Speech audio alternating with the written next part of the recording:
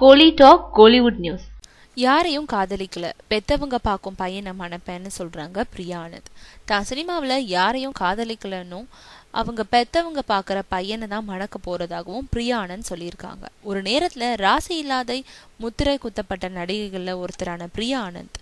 ஆனா இங்கிலீஷ் எதிர்நீச்சல், வணக்கம் சென்னை படங்களுக்கு அப்புறம் முன்னணி இளம் நடிகைகளுக்குள்ள ஒருத்தராயிட்டாங்க. இப்போ வைராஜாவை, அரிமா நம்பி, இரும்பு குதிரை, ஒரு ஊர்ல 2 ராஜா, பொடியன்னு 5 படங்கள்ல நடிச்சிட்டு இருக்காங்க. இங்கிலீஷ் படம் மூலமா ஹிந்தியிலயும் படங்கள் நடிக்கிறாங்க.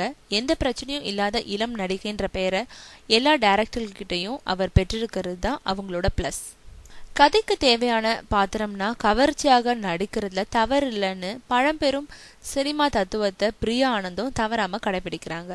கவர்ச்சி பத்தி அவங்க சொல்லும் பொழுது, கவர்ச்சின்றது உடம்புலயும் ஆடையிலயும் இல்ல, நடிப்புல தான் இருக்குன்னு சொல்றாங்க.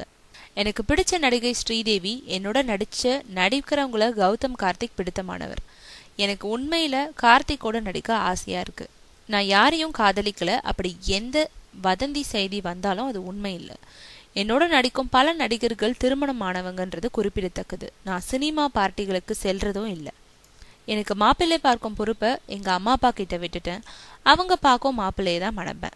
அவ்வளவுதான் திருமணம் பத்தி என்னோட திட்டம்னு சொல்றாங்க பிரியா ஆனந்த்.